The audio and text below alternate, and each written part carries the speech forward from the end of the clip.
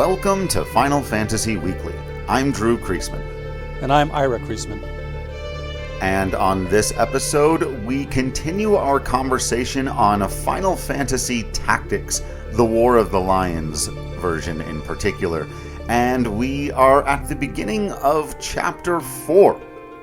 So, In the Name of Love, which is an interesting name, given all the other ones have been like the manipulative and the subservient and the meager and stuff. All of a sudden, we've got Chapter 4, In the Name of Love. Well, it does sort of, it draws a stark contrast, right? So maybe that's part of the point. All the rest of this has been for power and manipulation, and I'm going to rule over the ashes, as they say. But, I mean, Ramza's motivation here really is to rescue his sister. Yeah. And so when last we left our heroes, Chapter 3 concluded with, speaking of love, the love between a brother and a sister finally overcoming, with the little help of some magic stones, as the Galthanian, they gave us the name of it. Look, there's a lot of proper nouns in this. There is, man. The mages, Rafa and Marek, who had clearly been having a very rough life, were finally able to throw off their abusive adoptive father, watch him get randomly murdered by somebody else, which was pretty cool. And then Marek, after having been shot to death by that Duke, is brought back to life by the combination, it would seem, of one of the Orosite stones that we have, of the Zodiacs, and Rafa's grief in general, as opposed to the type of emotions that were giving evil, bestial form to these stones from others. Rafa's purity, it would seem, brought her brother back to life. And then they had a conversation about the stones apparently being user-based, and we pick up Chapter 4 with a little scene here with the three of them figuring out what they need to do next, right? So they recognize that Alma, Ramza's sister, who they came to rescue, isn't there. And Marek is certain, having just sort of been working with some of these people under their manipulation, but still, that they must have taken her elsewhere. And he says that there were 3 men from the Knights Templar that arrived not long after you. He says 3 and no more. I like that Marek is particular in his observation here. I just love it when they do that, those little things. And that means that they can logic their way into some answers here. Marek says they had her in the castle, I'm sure of that. So, 3 came. And Ramza says, okay, one of them became a Lucavi. I killed him myself. That's Wygraf, who became Belias the Gigas, right? He says another, Isolud, was slain in the melee. This third must have taken Alma. And Marek concludes that no doubt that means they mean to bring her to Malande, which is the capital of the church, basically, right? There are 3 different capitals. Right. Man. The north, politics the south, in this and the kingdom church. is just, not to mention the giant corporation trading company they had to deal with, also this Grand Duke in his fortress. There's a lot of seats of political power here. Yes, there are. There's a great line when everyone starts declaring themselves kings in Game of Thrones, and I believe it's Catelyn Stark says, there's a king in every corner now. It's like, yeah, they just keep, and this is dukes, but still. And then Ramza starts to wonder whether or not the High Confessor knows the true power of the stones. He says, no, don't get me wrong, it's his plot to put Larg and Goltana against each other and, do all of the fighting, but he only sees the stones as a symbol of their power to the people. He thinks if he has all the stones, once all of this fighting has just depleted everyone, he can rise to prominence. And so he's thinking of it in a very worldly, political power idea, right? Where Ramza is going. Go on. So it's sort of the soft power versus military power, right? It's not necessarily blue jeans and rock and roll, but it's the power that the belief that the people have in this legend. And if the legend supports me, like if King Arthur supports me, well, then obviously I should be president. Or whatever. Right. And so Ramza starts to then wonder, talking about seats of power, that maybe even the High Confessor is being manipulated, because there are those who know that these stones wield or contain an immense power and potentially immense evil, if we want to call it that. Certainly, the Lucavi that we've slain thus far feel pretty demonic and evil, right? And so Marek says, so there's somebody else manipulating the High Confessor? And Ramza just nods his head, thinking now. And Rafa interjects into the conversation with exactly the right question at exactly the right time, saying, this third man in the Templarate's party, who is he? Marek says, I cannot say for sure, but I believe it was Lord Falmarv, commander of the Knights Templar. And remember, without seeing it, we're pretty certain he transformed into a Lucavi, murdered his son and everybody else generally around, and bounced. And Ramza says to Rafa, you're right, he is the key. Marek says, so what will you do? Ramza says, I will travel to Zeltenia. Delita is there. I must see him. I'm going to seek out a friend, one of the very few people in this world that I know that I can talk to about all of this stuff. And there's enough new information that I got to talk to my guy. And Marek reminds us that it is Delita who succeeded Baron Grimms in leading the Blackroom Knights. And so he's supposedly working underneath the High Confessor. Confessor. The High Confessor. The Confessor. That's from that Dr. Seuss book. Confessor. Oh boy. And then Ramza has this really interesting line. He says, the Church and the Knights Templar manipulate Delita from behind the scenes. With luck, he can shed some light on who this Lord Falmarv is and what he wants. Oh, Ramza. Yeah. I mean, you're close. And it's not a bad guess. Based upon what Ramza knows of Delita, having grown up together, sure, Delita's not a bad guy. He's working for the good of all people, as am I. We might be, leading different groups, but sure, there's no way that Delita is in on all this. Not a chance. Right. I must seek out my friend. So he does. Before we cut to the next scene, let's head to the tavern and hear some rumors. The first one I want to read, I probably should have read last time before we went to Grand Duke Barrington's Rio Veins. Whatever, give us added perspective now, it's fine. Right. The Marquis Elmdor de Limberry, dubbed the Silver Prince by his friends and Silver Demon by his foes, was slain by a stray arrow in battle on the Fusay Plains.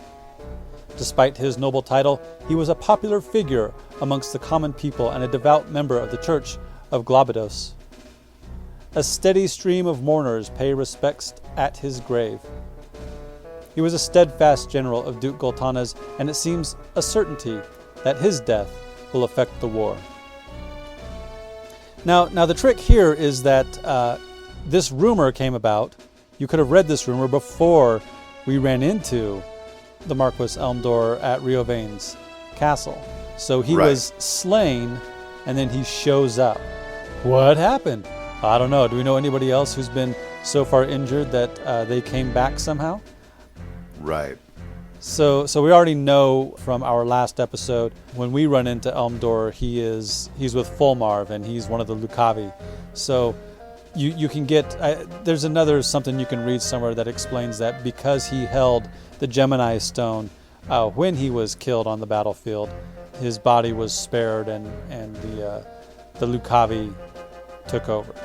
So that's what happened there. Also, those are really fantastic nicknames. The Silver Prince and the Silver Demon. Awesome. Having apparently lost patience with the long stalemate, Duke Larg's troops have at last taken action. The Order of the Northern Sky, along with most of the soldiers on the front lines, have marched on Fort Besselet. Besselet is an indispensable strongpoint in the battle against Zeltenia, and capturing it would give Duke Larg's forces access to Limberry's abundant food supply. This battle could well be the key to victory. So again, we read that rumor 4 or 5 episodes back now about flood and drought and plague, and nobody's got resources, right? Like, it's just getting worse and worse. Just as rumors of the otherworldly fiend that attacked Lionel Castle begin to die, another is now said to have appeared at Riovanes, the residence of Grand Duke Barrington. More than 500 men lost their lives in the ensuing battle. No witnesses survived, and there are no clues as to what occurred. Those who have seen the aftermath say they will never forget the scores of corpses, some with their heads crushed like melons. Ugh. So that's the fight we just had, right? That's the fight with Wygraf and Fulmarv and Islud, and the Grand Duke Barrington atop the castle and the Marquis Elmdor. So, I mean, you mentioned how graphic it is, even in those old PS1 graphics, so to speak. Right. With coughing up blood and blood on the walls and pools of blood here and there. If it ever got the full remake treatment, I imagine this would be... Oh boy, yeah. They would need to be judicious in what they showed us, right? Or maybe there would be a disclaimer somewhere, because apparently it was really awful. Yeah. Marek even remarked, I didn't read it, but on just having never seen that kind of grotesqueness before, so many corpses he's talking about. Yeah, so when our heroes are having that conversation, it's among just absolute destruction that's unfathomable, almost. Yes. Ugh. Also, I want to make a language critique here. I've never understood the phrase crushed like melons. Who's crushing melons? That's not how you eat a melon. You cut it open and you scoop it out. Don't crush your melons. Stop it, you melon crushers. So we're going to come back to the pub because, again, there was a lot of awfulness and going to need a drink here in a little bit. But let's scene transition real quickly to Zeltenia Castle, the seat of power in the south, where we are getting a follow-up conversation. If you'll recall, when we had met the young man Oran out in the wilderness a couple of times, and he and Ramza sort of became quick friends, I think, sort of recognizing something in each other, and Oran has returned to try to speak with his father about the deeper plot going on here, as he and Ramza and perhaps Delita seem to be the young people out there in the world trying to untangle this knot of the war that came before them and the war that's going on now and all of the political stuff, right? And so after, pleasantries of welcoming each other, because remember, Orlando is Oran's adoptive father, actual father. Adoptive father. It is adoptive, yeah. Very, very quickly, we get into what news of the war. And Orlando, of course, says none good, as you well know.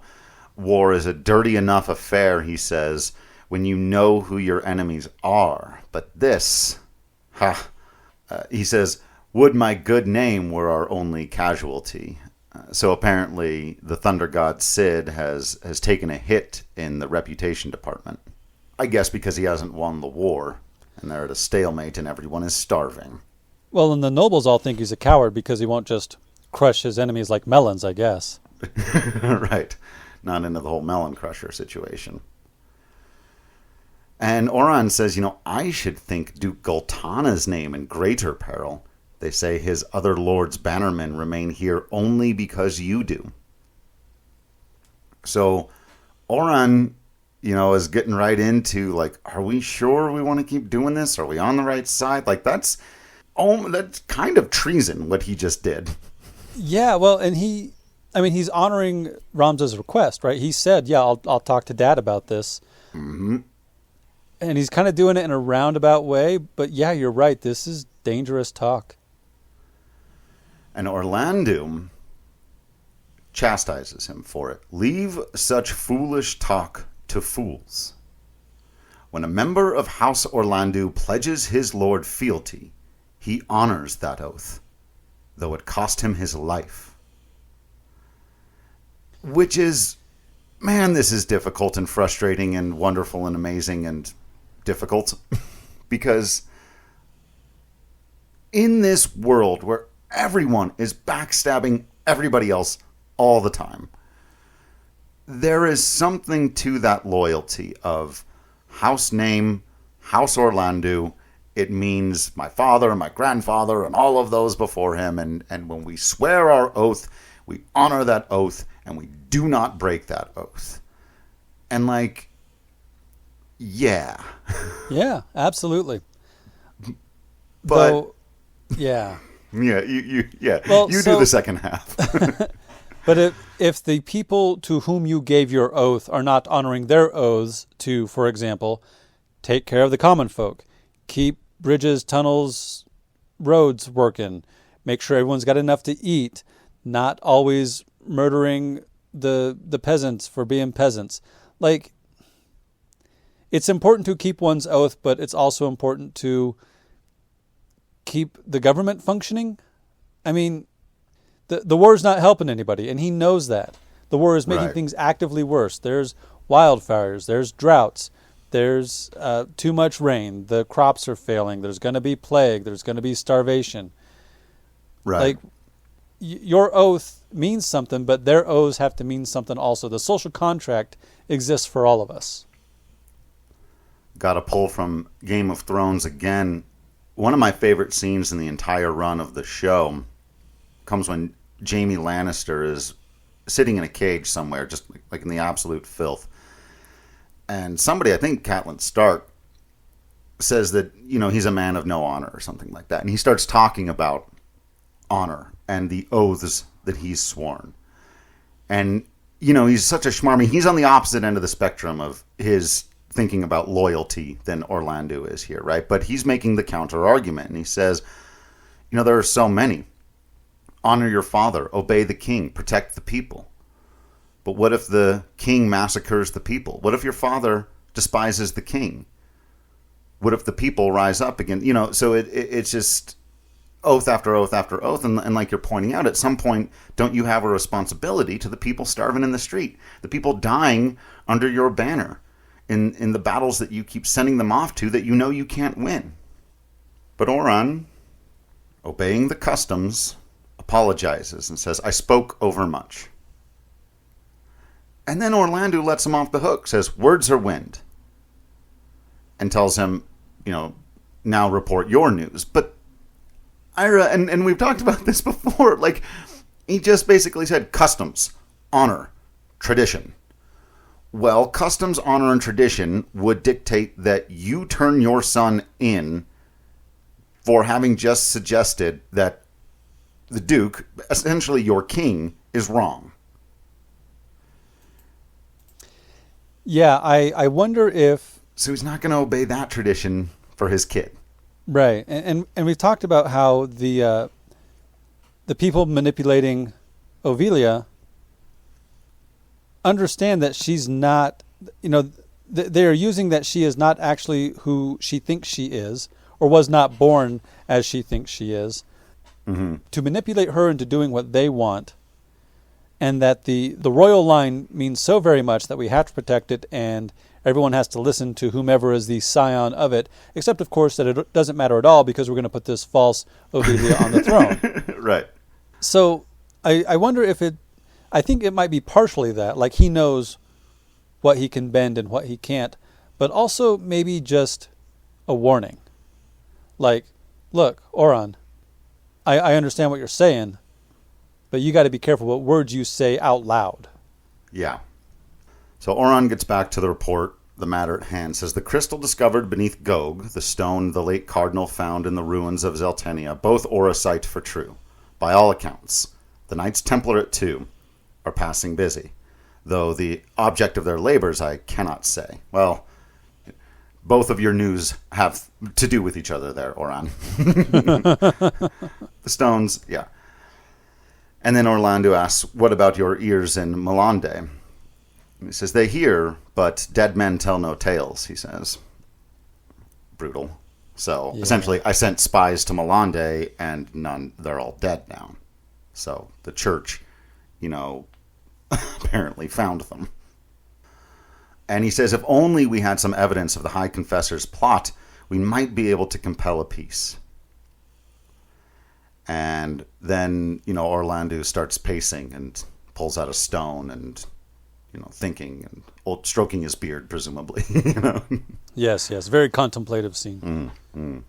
Orlando says, this, referring to the stone, shall not long remain hidden from their gaze. And then the storm will be upon us. So Orlando's got one, huh? Yeah.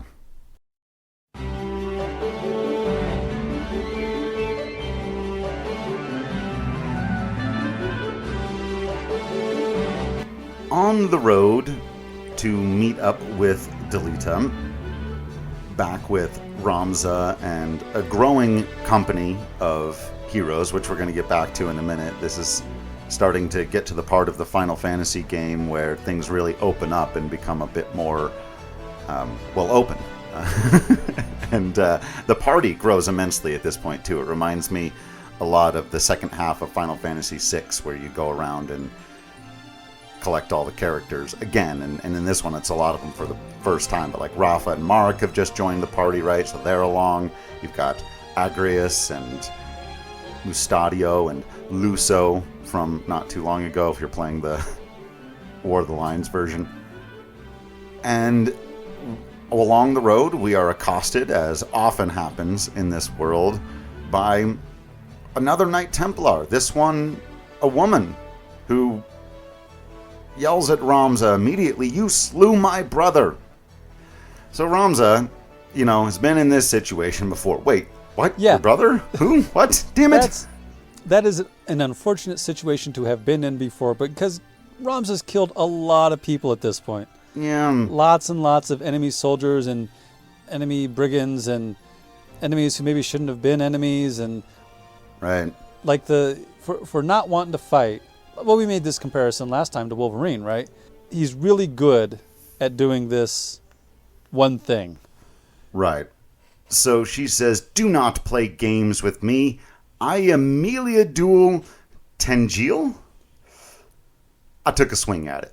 Yeah, the last name. Yeah? Tengil seems fine. Okay. Beowulf Tengil. It's a great name. She says, "You killed my brother Isolde at Riovanes. And now you will die, not by any order of his holiness. I do this for Isolde." I love that, because we get a bunch of information there. One, now we know who this is. Two, we know that while we have fought Isolde before, did not kill him, so, hey, neat. Because, before, last time when it was Wygraf, he was like, "You killed my sister Maluda." We were like, oh, yeah, we did. Yeah, totally I did that. actually did, yeah. Yeah. So on this one, at least there's deniability here. And she lets us know that, she is not here on behalf of the church. Right. Which is good. Which is great news, actually. Yeah, that's fantastic. It also lets us know that she does not know the full story. She doesn't know what her father is up to. She doesn't know that her father's been taken over by the Lucavi. Also, the rumors getting around, like the rumor I just read about what happened at Riovanes was nobody knows what happened. But Beowulf here does know a little bit of what happened. Knows that Ramza and his crew were there. What's amazing about that, too, is that Ramza was there, and he doesn't know everything that happened, as he's about to showcase, because he, again, during Final Fantasy Tactics, the characters argue with each other during battle. So as they're fighting, he says, "You say that Isolde was your brother, and I am not your brother's killer. Do you know what happened at Riovanes? The murder done there was not by the hand of any man. An abomination, a Lucavi killed your brother," which Ramza didn't see firsthand, but is pretty sure is true, because we saw the aftermath of it, and it is. What he doesn't know is that Lucavi was her father, Fulmarv, who we're trying to seek more information about, right? So Beowulf says, "A Lucavi. So the Lucavi walk again amongst us, huh? Killing for their own delight? Ha! A splendid tale, but a lie less fanciful might better persuade." It would be difficult, like it wasn't me, it was the demon beast from 1,000 years ago is a tough defense to just immediately accept, I suppose. So Ramza, still pleading with her, says, "They keep the truth from you as they did your brother. You are puppets dancing on strings that you can or will not see. The zodiac stones are much more than holy crystals to be revered. They hold real power, the power to work wonders, a power in itself neither good nor evil, but the purpose your masters would put it to is plain enough. Open your eyes, Meliadul. Let Fulmarv deceive you no longer." I think it's interesting. I think Ramza is all in on rejecting the church and probably religion altogether because he says they are much more than holy crystals to be revered. They hold real power, which is a little rude. Yeah. I mean, I've said before that I'm an atheist. I don't believe in, but that's not something you say to somebody who believes in a religion, who has true faith. Good point. I hadn't thought of it quite like that, but you're right. Totally does kind of undercut the belief system more for the no, but they have magic. Right.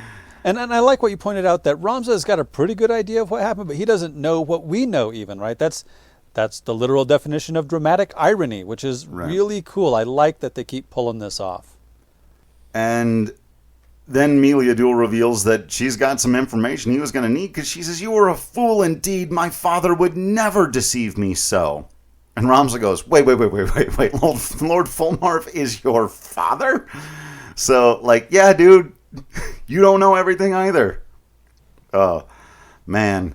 In the age before the internet and cell phones and all of that. Not that, of course, we have misinformation, but... So has happened with many of the complicated people we've had to fight throughout the game before, Wygraf, Isolde, and others, at the end of this one, Meliadul teleports away, commenting on Ramza's prowess in battle. And she says, "When next we meet, your blood will soak the earth." And Ramza's like, "Yeah, like I've never heard that before."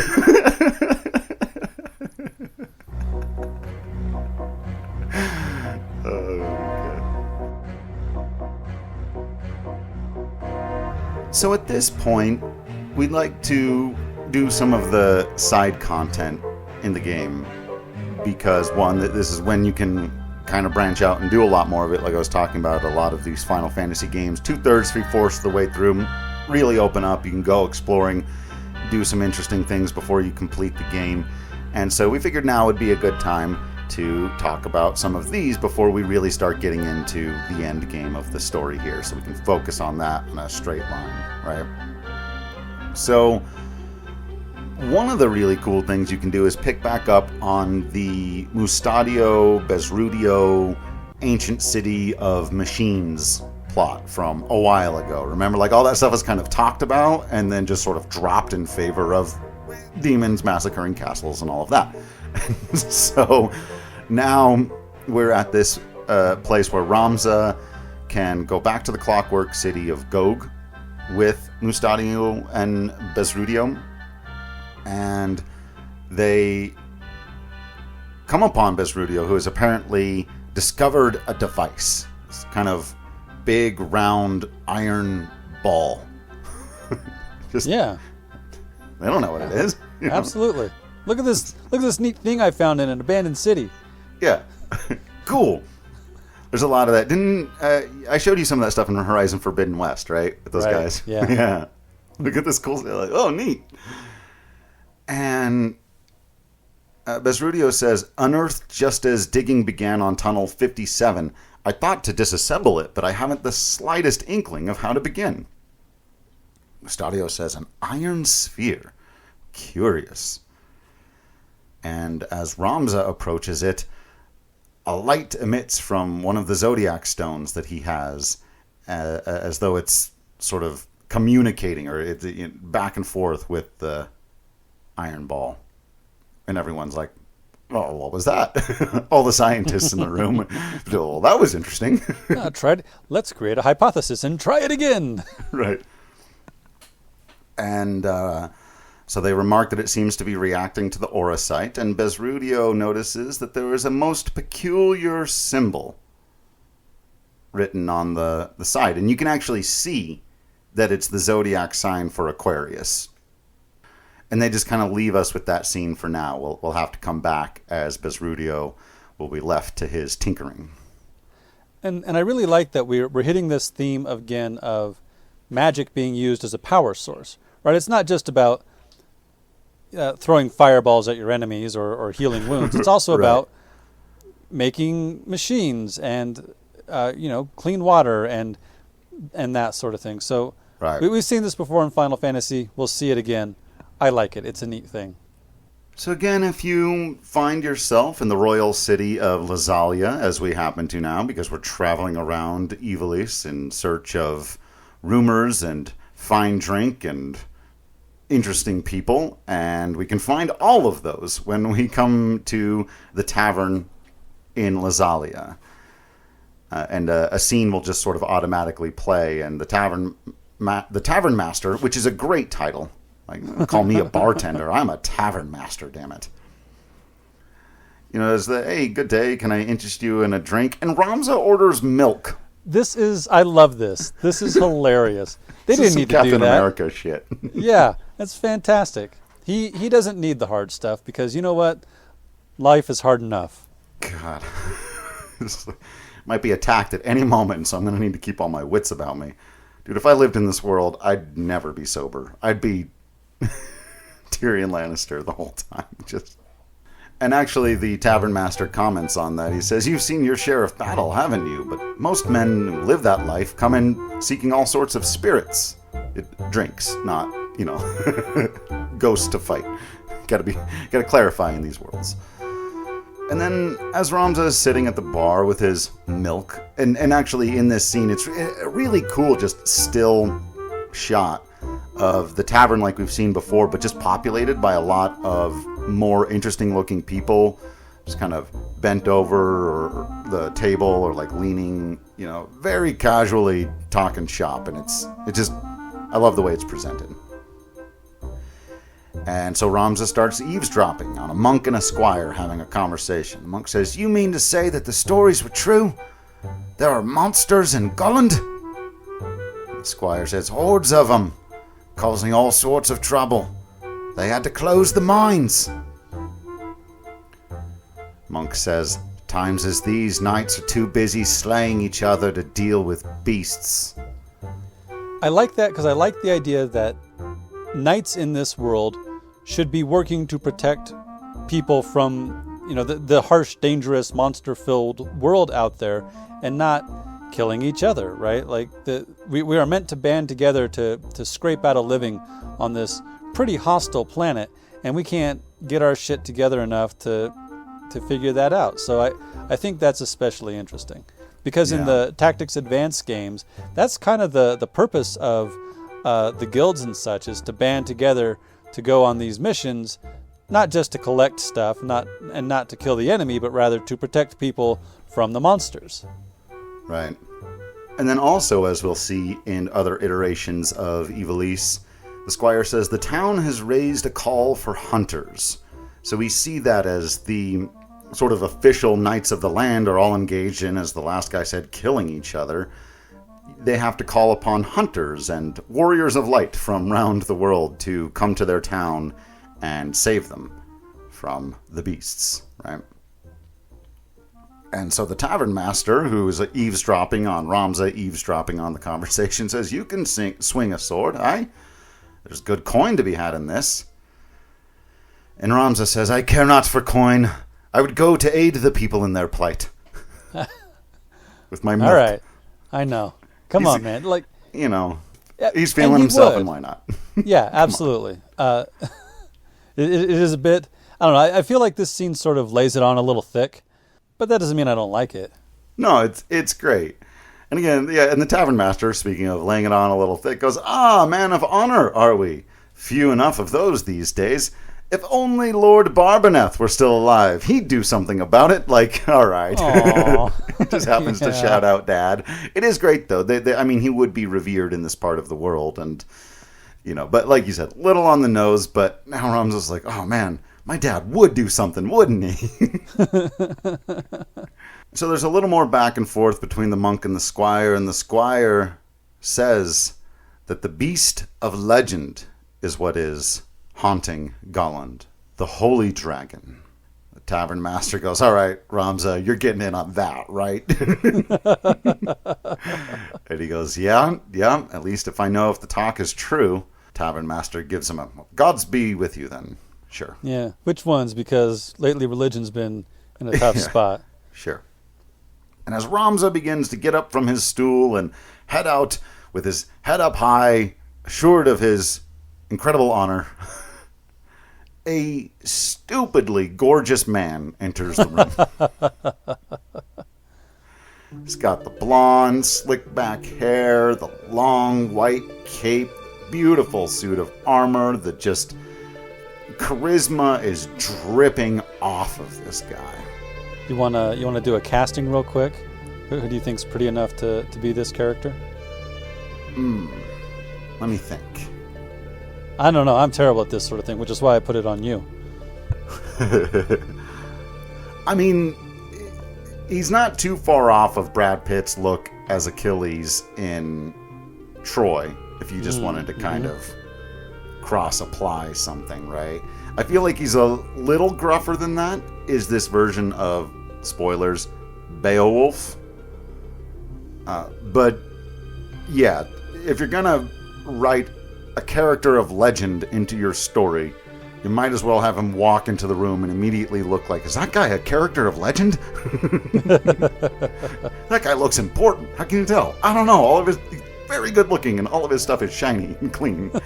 The light really is focused on him all of a sudden. How did that happen? It's like in Monty Python. He must be a king. Why? He hasn't got shit all over him. And so he speaks, if you leave for the mines of Golland, would you not hire my sword to accompany you? And Ramza says, I do not believe we've made acquaintance. He says, I am Beowulf, a hunter. I pursue the holy dragon of which they speak. It has been my purpose for many a year. My knowledge of her would surely be a boon. What say you? And then you get to choose here either I've no need of hired steel, or how much gil does your blade require? And because you want the cool new friend to be on your team and come hang out with you and not just say, all right, bye, which you can do. But no, I again am making the executive decision. We will ask how much his blade requires. And he says, we can speak of coin when the job is done. Come. Let us make for Golland. And Beowulf joins the party. It's interesting that they chose to name this character Beowulf, right? Like they do this all the time. They borrow names but don't necessarily stick true to who that character is in whatever story or legend or whatever they're from, right? So Beowulf, one of the oldest stories we have, specifically in English, I think. And he slays Grendel's son. Geez, it's been a long time since I either read or taught Beowulf, but he slays Grendel, then deals with Grendel's mom, who does not get a name because, women were barely important in these stories, I guess. And then at the end is takes on the dragon and dies, because that's how legends like this work.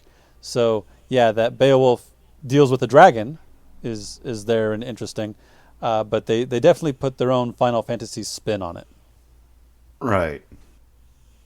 So we'll go off on this adventure and travel up to Golland in order to seek the Holy Dragon and go on this adventure with Beowulf. And after several battles in Golland, we're in sort of a big room in maybe a church, whatever. And we find the Holy Dragon surrounded by monsters and a demon called, I'm going to get close, Senug the Archedemon? Archeo. The Archaeodemon. There it is. The Archaeodemon. That's the Goodness. one. Wow. We're doing well. We should make a hobby of this. You just put Senug the Archaeodemon on my business card. All right. And the demon says, what good to you this stone? Give it to me, and your life may yet buy you. Okay? We don't negotiate with the stones. We're just going to beat you in battle. Right, yeah. And then all of a sudden, Beowulf cries out, Reese! Race? I've always said Reese. I have too, but yeah. So we'll say, Reese, at last I've found you. As I live and breathe, I will let no harm befall you. Which is like, oh, I thought we came here to kill the holy dragon. It's like, oh no, we came to kill the demon and save the dragon? Yes, Twist. let's rescue the dragon. Let's do it. Hooray! I'm tired of the fantasy game making me kill the dragon. Let's hang out with the dragon. And so, after defeating the demons, Beowulf introduces Ramza to Reese, the dragon. He says, my thanks, Ramza. I could not have saved her without you. And Ramza says, well, I suppose we found the dragon you sought. And Beowulf says, a companion more dear to me than life itself. Mere words can be no fitting thanks. And then he hands Ramza the Aquarius Orosite. Awesome. We were looking for that one. Hey, neat. Where'd you get it? You know what? No further questions. Absolutely. Ramza says, and he even goes, but how? Let's just say I have my own debts to settle, as have you. All right, you mysterious charisma beacon. Friend of holy dragons, fine, whatever. Right. Join the party. We'd be happy to have you. We'll drink milk together. And I love this part because Ramjas just goes, who are you? Like, what even is your deal, buddy? And Beowulf just, again, quicker than ever, just says, no enemy of yours. And Ramza goes, you know what, fine. I have enemies enough. I would be glad to count you as a friend. So Beowulf and the dragon Reese join the party. And as you may have noticed, we mentioned a particular stone in there twice. So now that we have Aquarius, it's back to the clockwork city of Gog to check on Besrudio and show off the new stone that we've got. And it works. Mustadio says, you're right, it stirs. And suddenly, the big round iron ball, I don't know how else to say it, stands up. It transformers. Yeah, it transforms into a robot. It was a robot the whole time. I love Final Fantasy, man. You're going to put a robot in this game? Right. It's not even behind the waterfall, though. They unearthed it from the ruins of the one place. Right. So at first, it just stands there. But as they kind of begin to inspect it, it says, initialization complete. All systems normal. What is your command, Master? I'm like, wow. Okay. Apparently they were slave robots. Well, drones. Yeah. And Mustadio's like, give it a command, Ramza. Give it a command. I was like, no, you do. You give it a command. You give it. I'm not giving it a command. You command it. What are you talking about? They're doing this back and forth. It's actually, one of the very few funny scenes, legitimately purposely funny scenes that we have in the whole story. Yeah, it might be the only one, except maybe the milk thing. Some of the side. So, you remember in Final Fantasy VII where it's like, God, Cloud is such a closed-off stoic, but then it's, let's mosey, and right. I play the piano, and I like dolphins, and right. So, if given the opportunity, Ramza might have been a bit more of a goof. And I kind of love that. Like, where he can, when he can, he's not chopping heads off. Right. So through it speaking, again, like in the old RPG fashion, we learn that its name is, in the War of the Lions version, Construct 8. This is one of the, I'll always think of him as Worker 8. I don't do too many original translation things, but Worker 8 is how I always thought of him. And Ramza can't think of anything, and he just yells out, dance. And Mustadio you goes, idiot. What? Jeez. He literally face palms. Mustadio does when he... And then Worker 8 starts dancing in place. And they're like, oh my god, it's dancing. And then Mustadio wonders aloud, I wonder how powerful this thing is. And Worker 8 says, I am very strong. And then Ramza says, well, then dispose of Mustadio. And Mustadio goes, oh, for the love of Ramza. Maybe you should have given it a command, huh, Mustadio? Ha! Take that. This is a mean prank, Ramza. It is a mean prank. And then the camera starts to fade out as Worker 8 closes in on Mustadio, and Ramza goes, "Oh no, Phoenix down! Where's the Phoenix down?" Thank you, Matsuno-san, because it's been a very dark, dark story.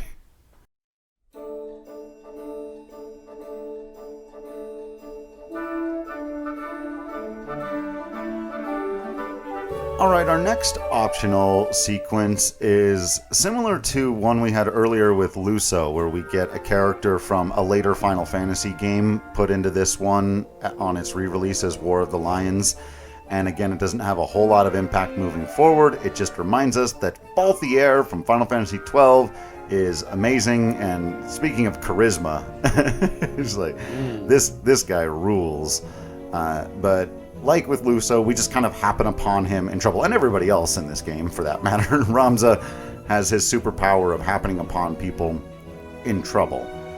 And these guys seem to think that they've got... And we know he's Balthier. If we played Final Fantasy XII, if you don't, you just see a handsome-looking rogue character kind of hiding out as these two brigands, think they've got him trapped. And... there's a little bit of chaos, and then we hear Balthier speak, and he says, "Your mistakes were twofold, I'm afraid." Thank goodness the leading man has finally arrived, That's right. We needed the leading man to show up, and he says, "You see, you sprung your trap without looking to see if the game you hunted was the one you'd snare, and you sold me short. I am no thief." And then... then he kind of strikes his signature pose and goes, "I'm a sky pirate." Yeah. And a showman. And the leading man.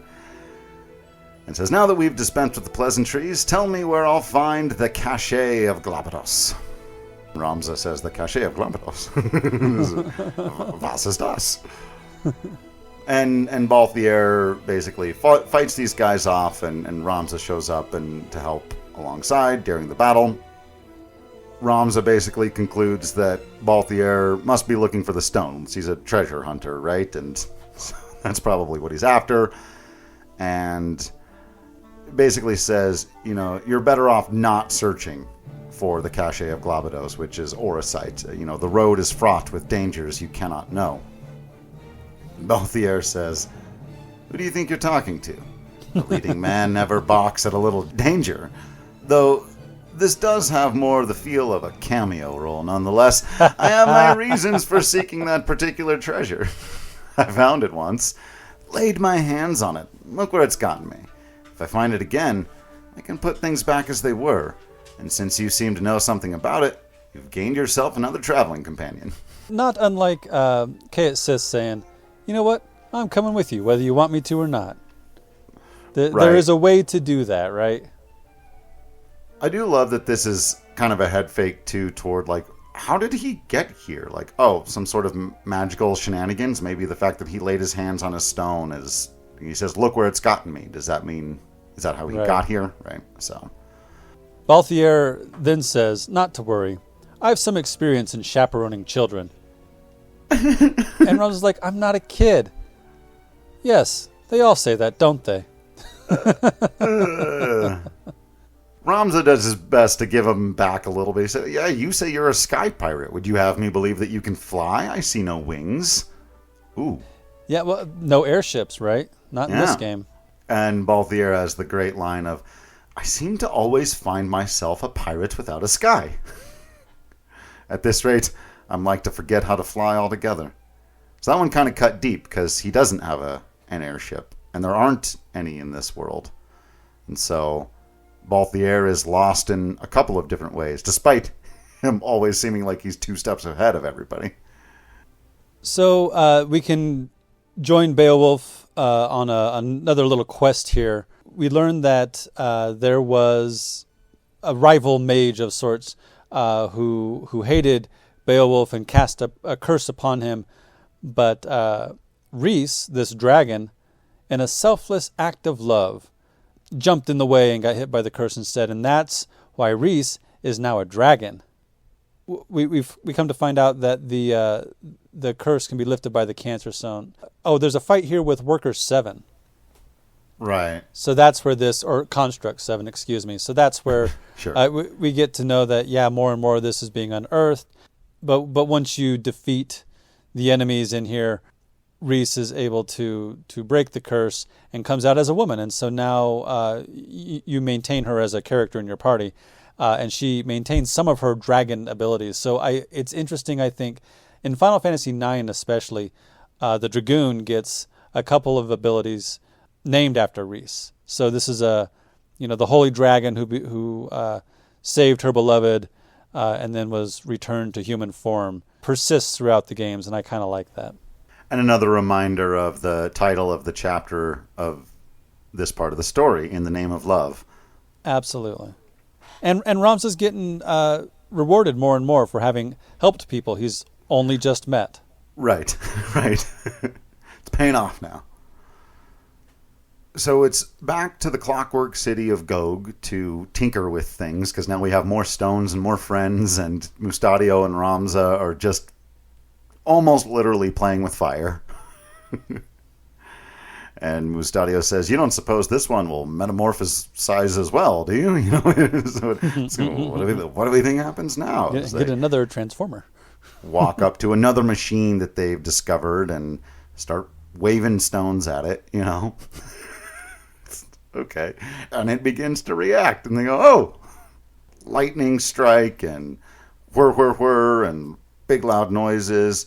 And in an instant, a person appears and falls to the floor. And if you've never seen this person before, it just looks like a weird-ass person. And if you have seen this person before,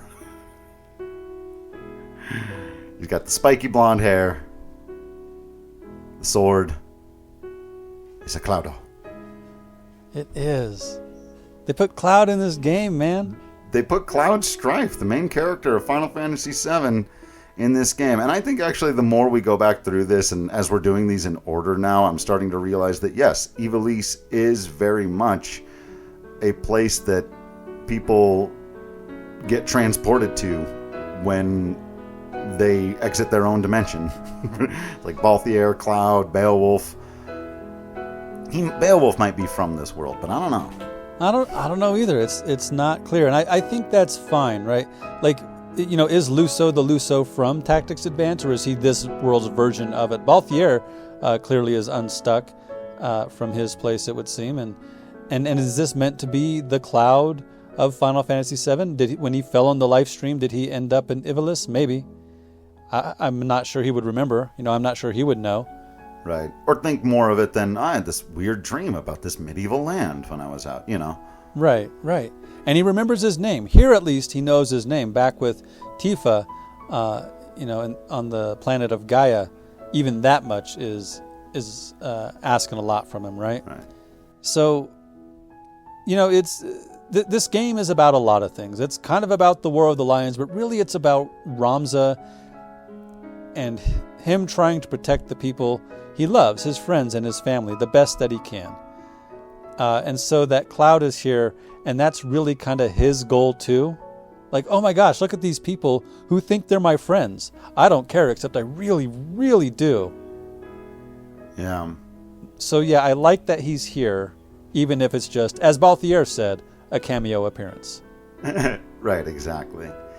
And Cloud does say, he goes, what is this place? What's going on? And then he has this line where, and I think this is from the War of the Lions version to give credence to the most common theory, which is what you said, that this takes place during his time in the live stream.